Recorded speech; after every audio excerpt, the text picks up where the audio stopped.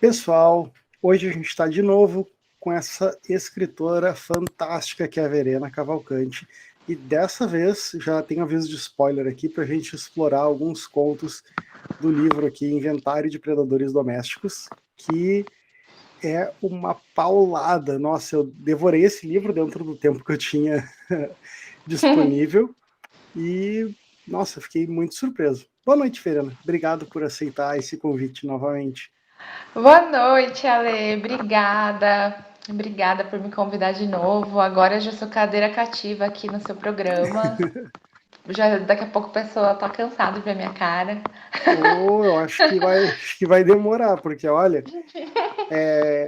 vamos falar assim um pouco sobre como é que como é que tu consegue assim retratar, porque eu te confesso assim, eu até te falei isso antes, mas vou falar aqui na gravação. Para mim, os meus contos favoritos são esses narrados por crianças.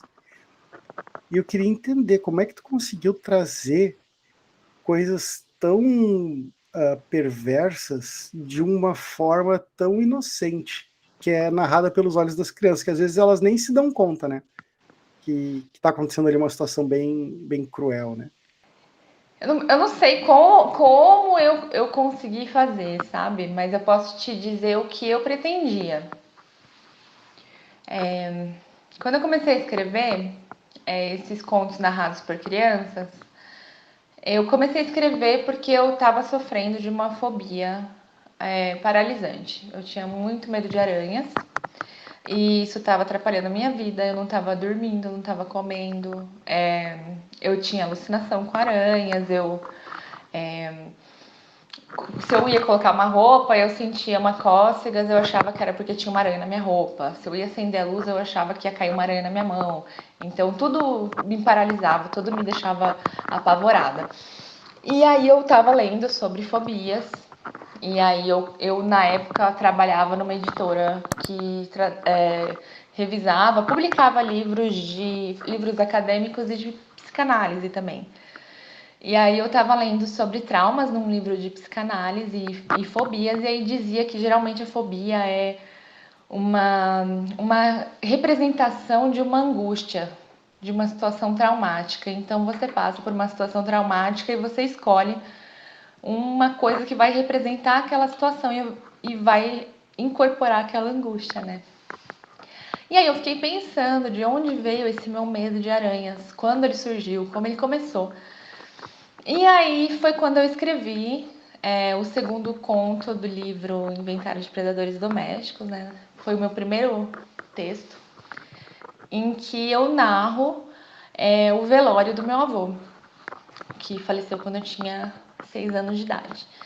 E aí, para fazer isso, eu tentei lembrar como era quando eu era criança, como eu me sentia, é, como é o funcionamento da criança, como ela muda de assunto quando ela tá falando, como ela, ela vê as coisas, mas ela não entende a gravidade daquelas coisas, ela não entende o que aquelas coisas significam, ela sente, ela intui, mas ela não chega a ter aquela compreensão. Muitas vezes acontece assim com todo mundo. A gente passa por situações de violência ou situações super pesadas na infância, e aí depois a gente se torna adulto e volta e pensa e fala: Meu Deus, aquilo era muito horrível. E eu não tinha a mínima noção, né? Tem um conto do livro que retrata duas meninas dançando na garagem de casa e tem um homem do outro lado da rua que fica olhando essas meninas dançarem, um homem adulto observando duas meninas de 8, 7 anos rebolando, dançando El Chan. Isso era uma coisa que aconteceu, isso foi uma coisa que aconteceu comigo. E eu não tinha a mínima noção de que aquilo poderia ser perigoso. Para mim era uma pessoa que estava me olhando dançar. Não era um pedófilo em potencial, não era um tarado, né? Então foi pensando na forma como as crianças se comportam e ao mesmo tempo pensando em como as fobias acontecem na vida do ser humano. Por isso que se você notar, né, em cada conto tem uma coisa específica ali que vai fazer com que aquela pessoa se lembre disso e talvez sinta alguma coisa quando ela olhar para aquilo futuramente. Uhum. Eu até queria comentar, porque esse conto que tu comentaste ali do velório, né? Ele não é um conto assim pesado no sentido de que eu percebo bem, assim, pela tipo de narrativa, a violência ali constatada, né? No caso, tipo, da criança ser obrigada a interagir ali com a pessoa que está morta, né? E isso é uma coisa que eu acho que é bem, talvez assim, bem mais corriqueira do que uma situação de abuso sexual, por exemplo, né? E às vezes as pessoas nem se dão conta de que isso está sendo uma forma de abuso contra a criança, né? E até no final ele Sim. fala, né, que a aranha, a aranha, tu via aranha em todos os lugares, né? E eu queria te perguntar, esse conto, ele realmente, ele é totalmente não ficção, ou tem partes dele que tu colocou uma ficção para conseguir chegar a um resultado literário que tu queria chegar? Todos os meus contos, eles são uma mescla de verdade. Eles são todos esses contos são verdadeiros, na verdade. Eu gosto muito de uma autora brasileira que se chama Juliana Frank. E a Juliana, ela escreveu um livro uns anos atrás que as pessoas perguntavam: mas esse livro aconteceu? Esse livro é de verdade? E aí ela falava: se tá no papel, é de verdade. Agora, se aconteceu, não importa. Então eu tenho esse mesmo ponto de vista. Todos os contos, eles têm muitos elementos de coisas que aconteceram, mas eles também têm muita ficção enredada. Eles são muito, é, eles são trabalhados para causar o pior sentimento possível no leitor.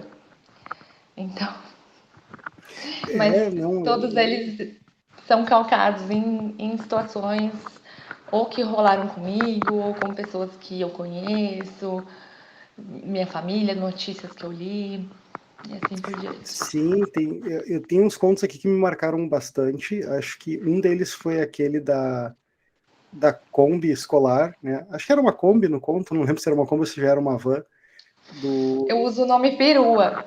uma perua. Pode ser para as duas coisas, né?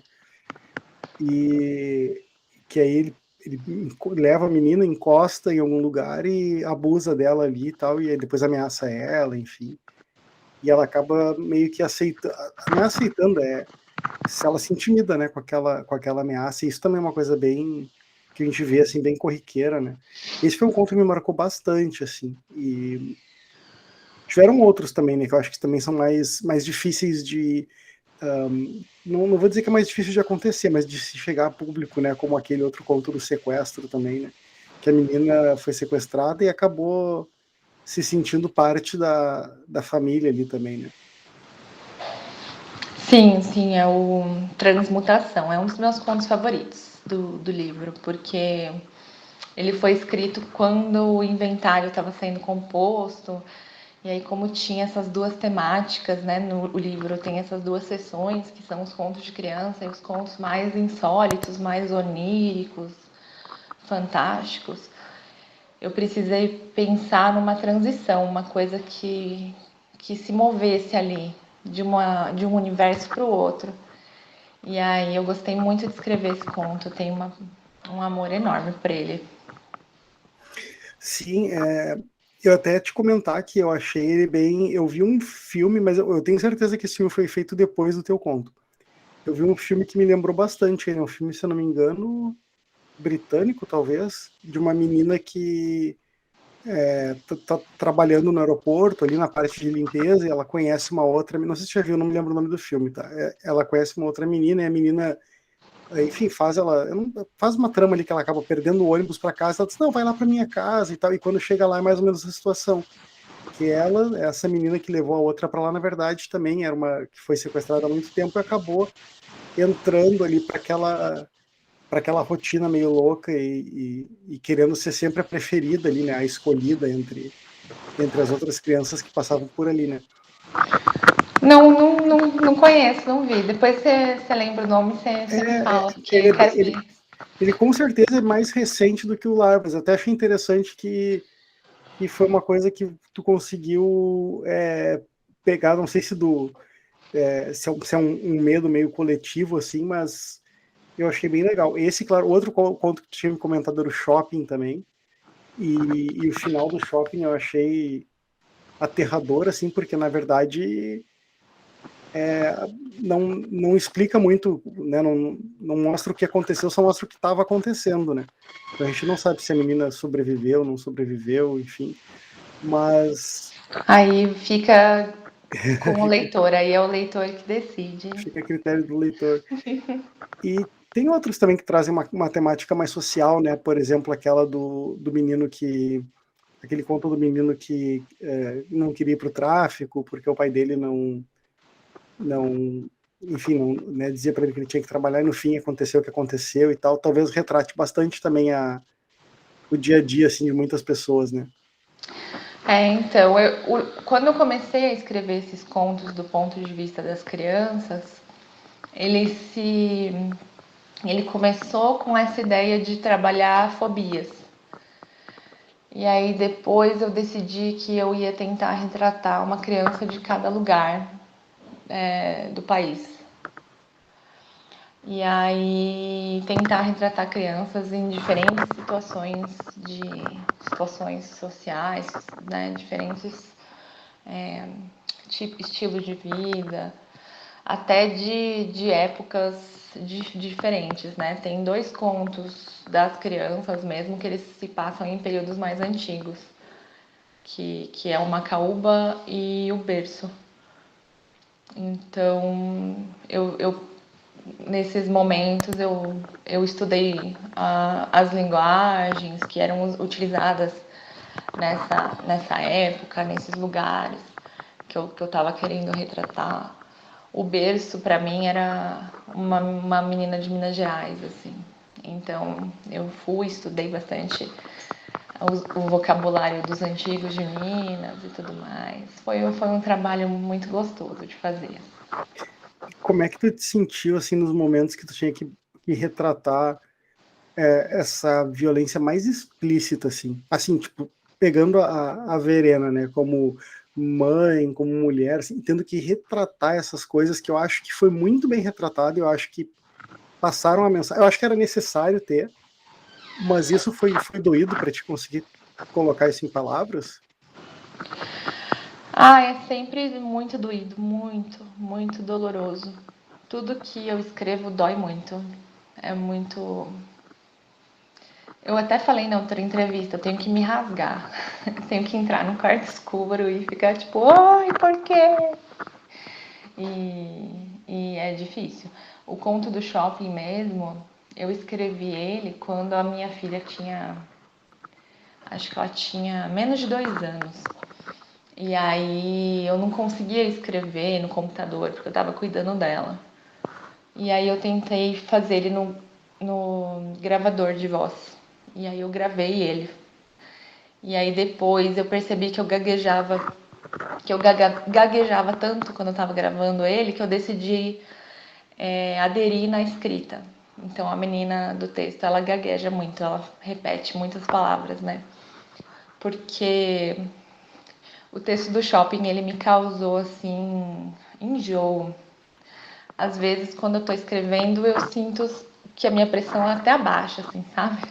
É bizarro, eu sinto, assim, que eu tô meio que suando frio um pouco, assim, sabe? Porque quando a gente escreve, a gente tem que viver, né? A gente tem que incorporar aquilo. Quase como se fosse uma incorporação mediúnica, uma coisa, uma possessão demoníaca, uma entidade que te adentrasse, você tem que mostrar, que falar e viver aquilo. É muito difícil sempre. Pois dentro dessa temática, assim, de crianças e da violência contra elas, assim, e não só... ali tem muitas vezes violência física, violência sexual retratada, mas também a violência psicológica, né? Alguém já chegou para ti, assim, em algum momento se identificando e disse, nossa, eu passei por isso, ou, sabe, conheço alguém que passou, tu teve algum relato desse tipo, assim, das pessoas que leram? Quase todo mundo que lê os contos das crianças fala que ou passou por aquilo, ou se lembrou de coisas que não queria ter lembrado, ou que nunca tinha parado para pensar que aquilo tinha acontecido. Então, eu acho muito interessante que esses contos, né, das crianças, eles batem nas pessoas de uma forma muito íntima e muito única. Então, os leitores, eles ficam abalados, assim, sabe? Mas acontece sempre, acontece muito. E isso tá depois do resultado, assim, desses feedbacks e tal, como é que tu te enxerga caminhando mais para esse lado nos teus projetos futuros, ou tu pretende não voltar mais para essa abordagem, assim, que é uma abordagem que eu acredito que demanda bastante de ti e tal? Então, eu acho que o que eu queria fazer com relação a essa questão, eu já fiz. Eu acho que se eu continuar na mesma linha, eu vou acabar me repetindo muito. Vai ser sempre meio que a mesma forma, né? E se for ver, são anos da minha vida que eu tô escrevendo usando a voz das crianças, né? Desde 2012 eu tô escrevendo usando a voz das crianças. Então, assim, é uma coisa que sempre vai fazer parte da minha escrita em algum ponto. Mas eu não pretendo, por exemplo, eu tô escrevendo um romance, né? E em alguns momentos do romance, nós temos crianças enquanto protagonistas. Mas essas crianças vão crescer, né? Elas vão seguir o ciclo de desenvolvimento. Eu sempre vou ter elementos da infância nos meus textos, porque é uma coisa inerente a mim, assim, a pessoa que eu sou, porque eu acho o período mais fascinante da vida, eu acho a infância o período mais fascinante de todos. Eu tô estudando, eu tô cursando psicanálise com o propósito de me tornar uma psicanalista de crianças. Então, é uma coisa que me fascina. A infância em si, eu acho que como eu coloquei, é o molde dos monstros na abertura do meu livro, e ela é a origem de todas as coisas. Ela é a origem do bom e do mal, de tudo que é lindo, de tudo que é feio. Então, sempre vai estar presente na minha literatura. Só não vou manter o mesmo formato desses contos do inventário. Eu te digo assim que como leitor, e lendo sobre a perspectiva das crianças, assim, a gente vê, a mim, pelo menos em mim, como chegou. Na hora que eu estava lendo, é muito estranho, porque eu não sentia aquela coisa de, nossa, não é aquela violência que bate em ti de cara, sabe? Tipo, tem essa ingenuidade da maneira como as crianças, como tu bem falaste antes, né, não percebem a maldade e tal, e ao mesmo tempo que tu lê sob aquele viés e tu consegue pensar, né, por trás, assim, eu acho que ali é que tá o terror da coisa, né? E todos eles eu acho que são bem verossímeis, assim, bem, não sei, bem factíveis, né? Eu achei bem interessante por esse lado, né? Eu achei que o inventário ele trouxe. Eu achei muito bom o título, acho que eu identifiquei muito bem assim esses predadores domésticos que, na verdade, nada tem, né, ou quase nada tem a ver com, de fato, os animais ali, né, os insetos. Né? Aí fica a critério do leitor. E, na verdade, como é que tu relacionou assim essa questão, porque tu até tem personagens ali que tem essa paixão ali pelos insetos, né? Tem a menina ali que colecionava né, buscava desde os escorpiões, é mais fantástica a história, né, o conto ali, desde os escorpiões, as mariposas, tudo. E como é que onde assim que chegou essa relação assim dos insetos com as crianças? Eu adoro insetos, eu sou uma apaixonada por entomologia. Desde criança, né, o prefácio, a introdução do livro, eu falo um pouco sobre isso, como meu pai me dava essas revistas de insetos e eu observava o comportamento dos insetos. Então, como eu passei muito tempo da minha infância observando os insetos, colecionando os insetos, quando eu penso na minha infância, eu penso em insetos ao mesmo tempo. E é muito interessante quando você vai estudando todos eles, você vai pegando as características, os estilos o comportamento, a forma como eles atacam, a forma como eles acasalam. E eles são tão pequenos e as pessoas, os adultos, né, passam por eles sem enxergar, como se não fosse nada, como se não fosse importante, como se fossem coisas sem valor, pequenas. E os insetos são incríveis, né? Os insetos são alienígenas que vivem com a gente, que convivem com a gente.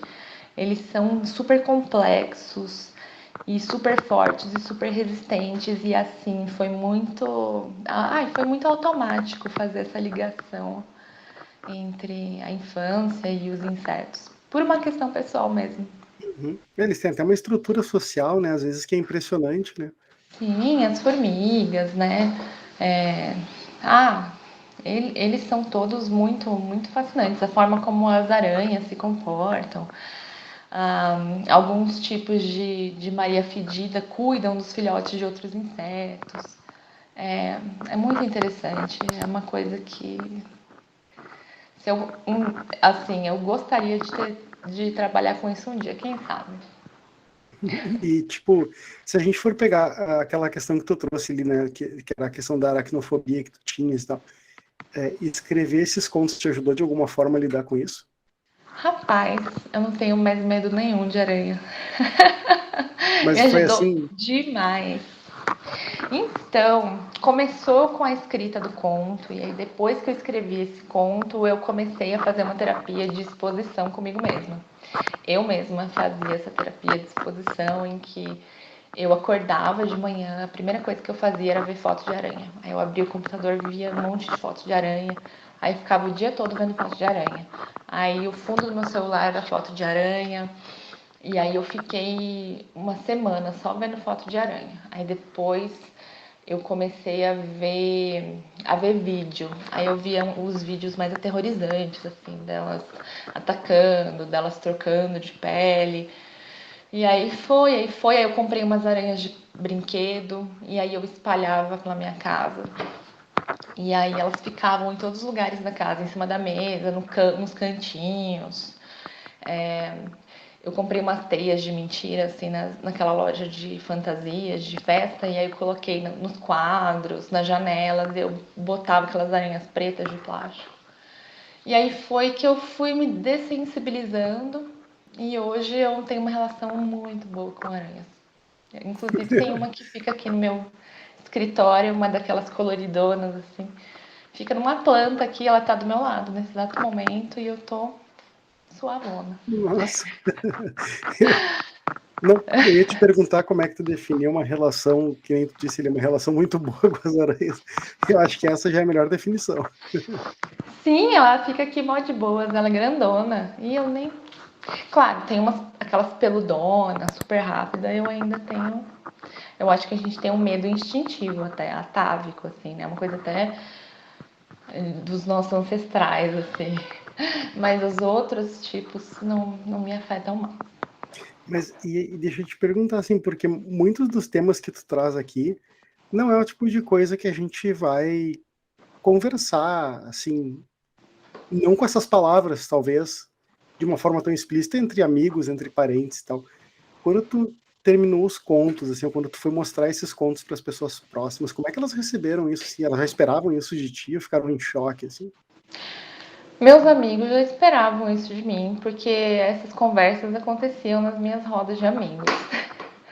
Do tipo, ai gente, me contem seus traumas de infância. Ai, vamos conversar sobre qual foi a pior coisa que aconteceu na sua vida. Agora, na minha família foi meio complicado, porque até hoje eles têm uma certa dificuldade de entender que porque eu escrevi aquilo não quer dizer que aquilo aconteceu comigo. Então tudo que tá ali eles acham que pode ter acontecido comigo. Ou então que talvez eu escrevi alguma coisa para dar um recado para alguém, sabe? Tipo essas meio picuinhas de família. Mas agora eles estão um pouco mais acostumados, né? Porque eles tiveram um tempinho, o primeiro livro saiu em 2015, eles leram naquele choque. A minha mãe falou: Meu Deus do céu, eu não sei onde que eu errei com essa menina, que ela é mórbida, eu não sei qual que é o problema. Você é mórbida, você é macabra, você só pensa em coisa ruim. E eu, tipo, ai mãe, mas olha só que legal que eu fiz, sabe? Fazer o quê, gente? Eu gosto disso. Mas hoje em dia eles são bem mais suaves, assim. Desde que o livro saiu na Dark, eles estão mais acostumados, assim. Vai chegar... O próximo livro provavelmente vai causar muito desgosto, assim, né? Mas, por enquanto, eles estão felizes, assim, com esse. Nossa, eu fiquei curioso. Esse romance que tu tá trabalhando ali, eu não sei se tu pode comentar alguma coisa sobre, mas tu leva ele muito pro lado fantástico, assim, ou ele é mais voltado para esse horror mais real?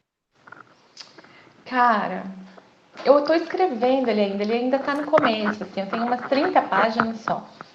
Então eu nem sei se ele vai virar, mas eu quero muito que ele vire, porque eu gosto muito dele.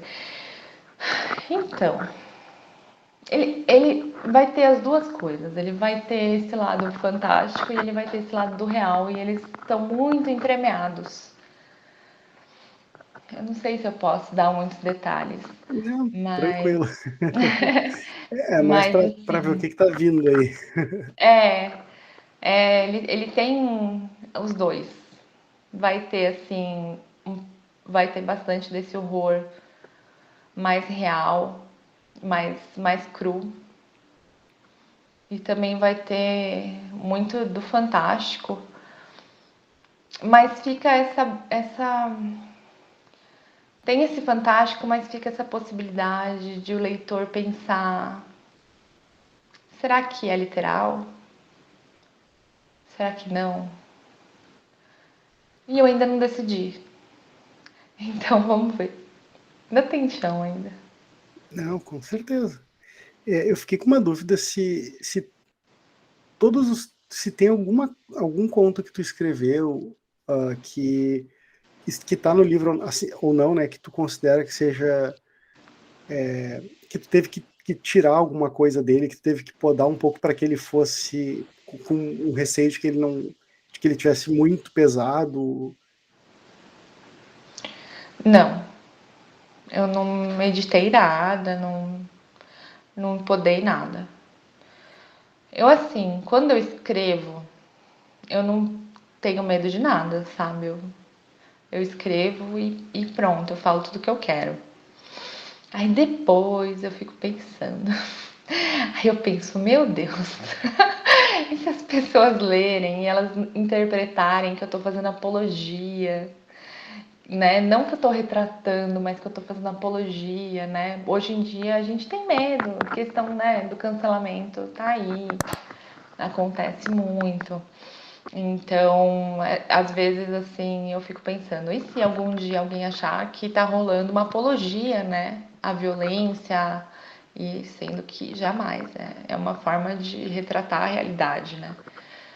Mas quando eu escrevo, não, isso não nem passa, assim, sabe, pela minha cabeça. E na hora de editar, também foi. E deixa eu te perguntar qual conto que tu acha que é o mais... o Transmutação tu comentou que é um dos teus favoritos, mas assim, se tu for olhar pro mais explícito, mais pesado, qual que tu acha que é o mais... que é o que tu tem mais receio, talvez, que as pessoas vão... sei lá, que tu acha que podem impactar mais, assim, no sentido de causar uma repulsa, ou... não a escrita, né, mas ao tema em si, né?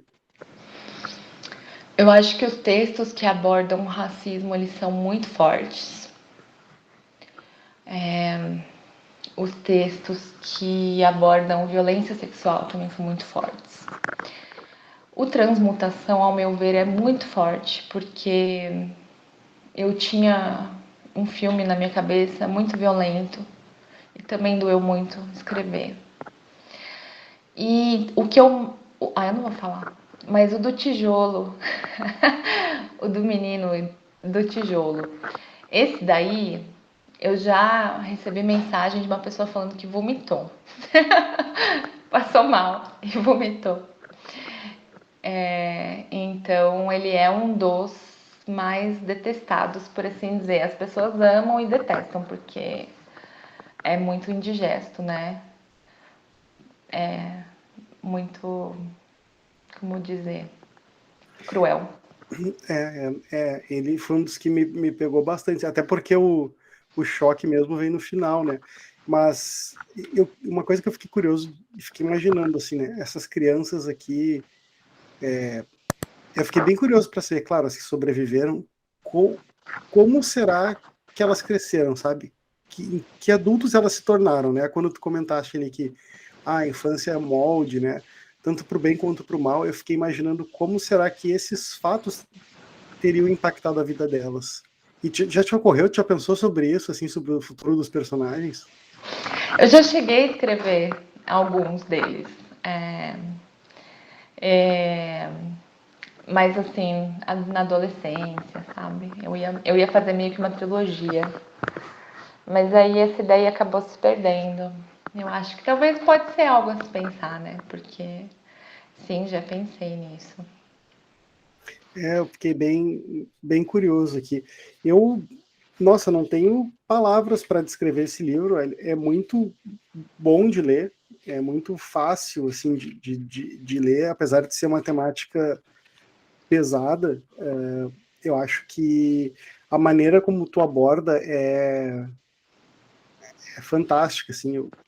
Realmente eu gostei bastante. E também a relação com os, com os animais aqui, com os insetos, né?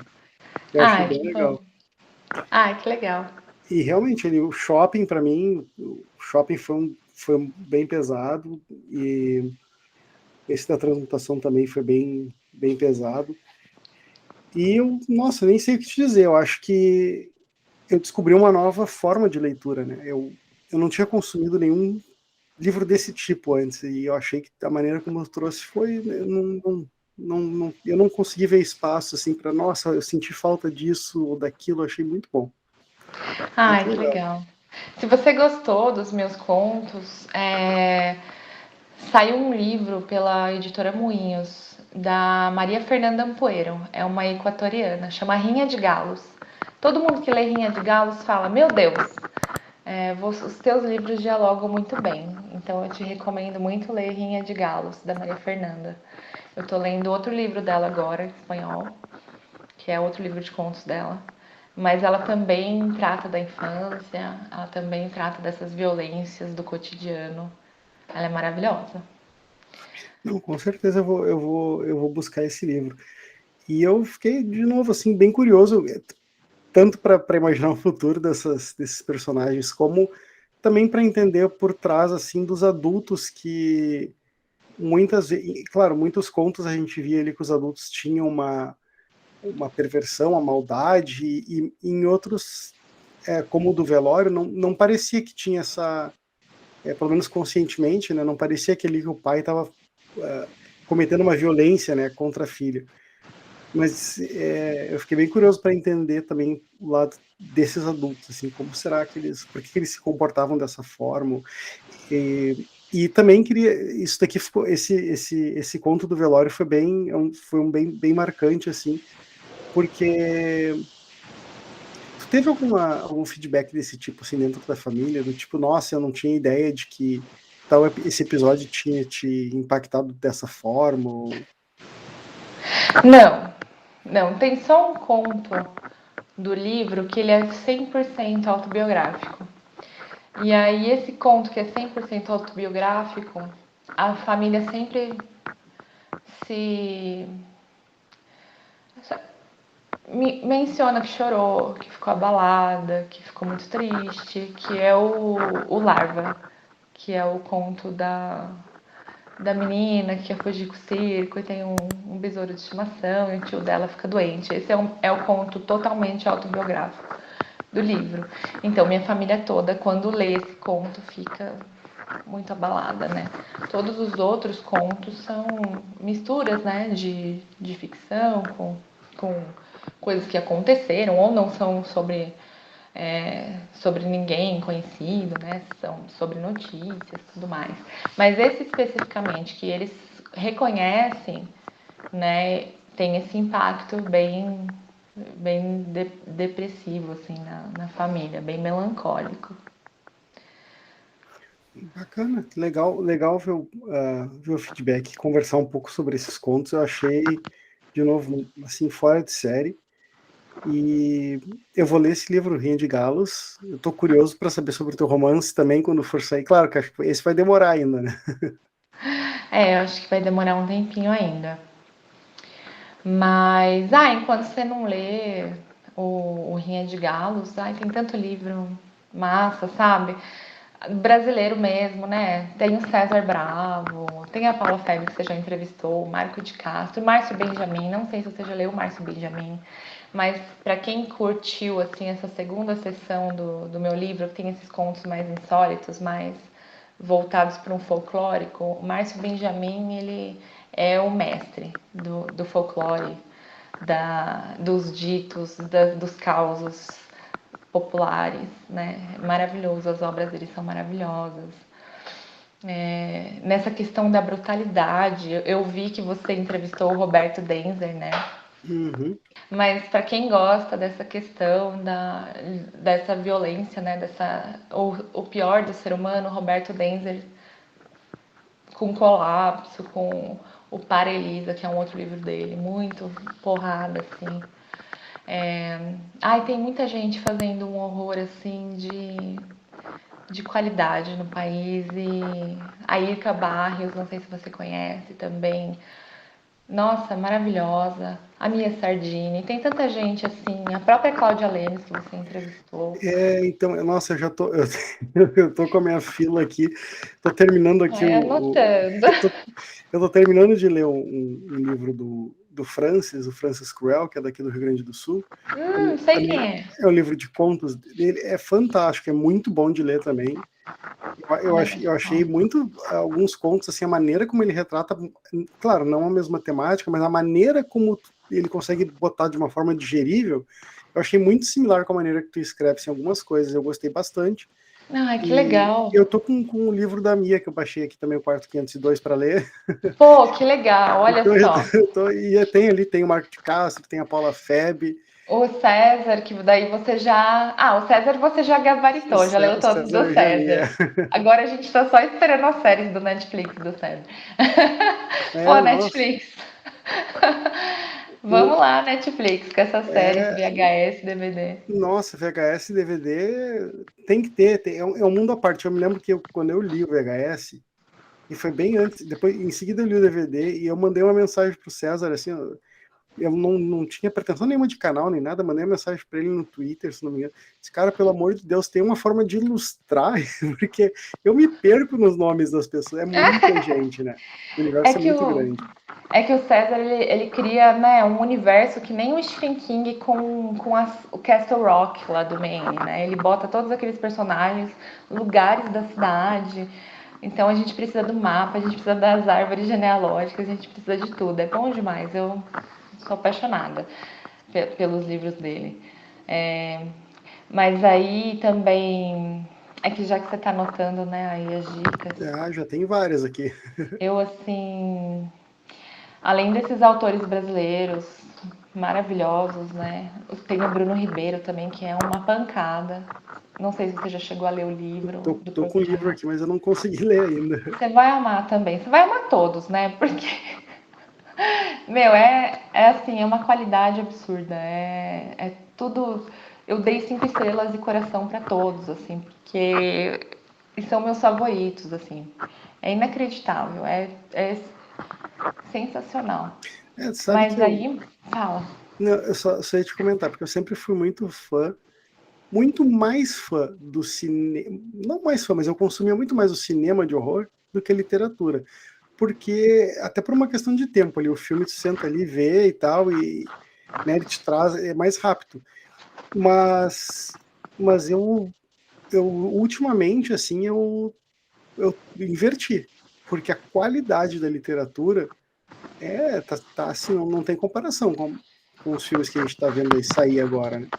Cara, principalmente literatura brasileira. A literatura brasileira de horror, ela não deixa a desejar de maneira nenhuma para os gringos, de maneira nenhuma. E assim, além da literatura brasileira de horror, eu sou apaixonada pela latino-americana, as argentinas, as equatorianas. Assim, meu Deus, meu Deus. Vai anotando aí.